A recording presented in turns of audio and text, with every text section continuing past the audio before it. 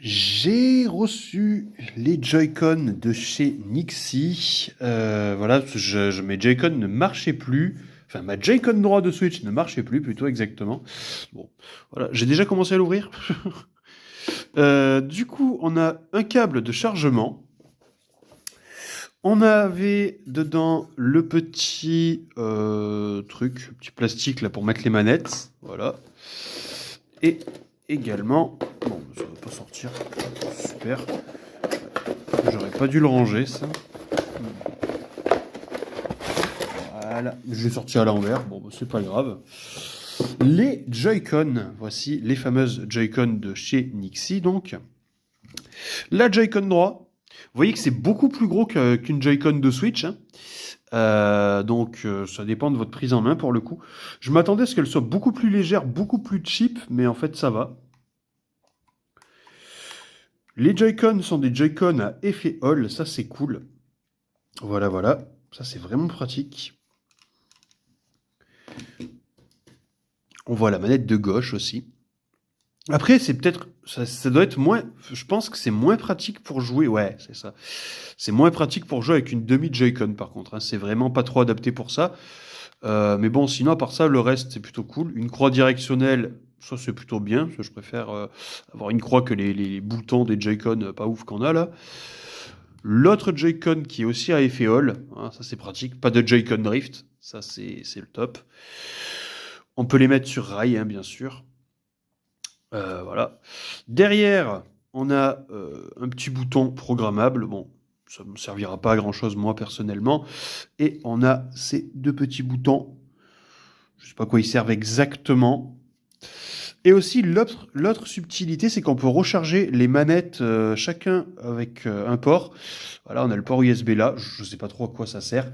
Parce que du coup, elle se recharge comme les Joy-Con officiels avec la Switch. Voilà. Je vais les brancher déjà sur ça pour que vous voyez ce que ça donne avec le petit Bichonio, que ça fasse une manette complète. Et on les branchera après sur la Switch. Voilà ce que ça donne du coup en manette complète. Bon, je sais pas si je les ai bien branchés. Je sais pas si c'est normal que ça sorte derrière comme ça. Ça sort bien là où on le voit quand même. Bon, après, c'est pas trop gênant pour jouer. Il n'y a pas de jeu sur ça en tout cas.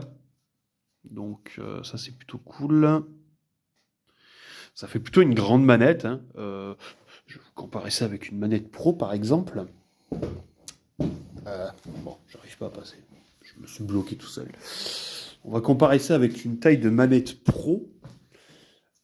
Du coup, qui est là. Voilà, manette pro officielle. Les Joy-Con de chez Nixie. On a à peu près la même taille. Un peu plus gros. Donc là, on a aussi une manette pro non officielle. Voilà. Ben, je trouve très honnêtement vraiment côté très quali sur la manette complète. Et du coup, on va se retrouver avec la Switch en main pour que je vous montre ce que ça donne avec une Switch en main.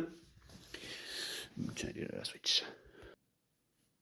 Voilà ce que ça donne avec une Switch. Donc voilà, vous voyez, les manettes, elles répondent de suite, il n'y a pas de souci.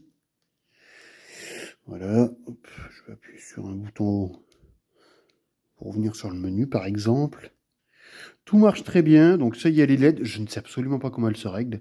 Je vais me renseigner parce que moi, j'aime pas, en fait, quand il y a des LED. Je sais qu'elles peuvent changer de couleur, voilà, ça c'est sûr, mais comme je sais pas les régler, je pourrais pas vous montrer.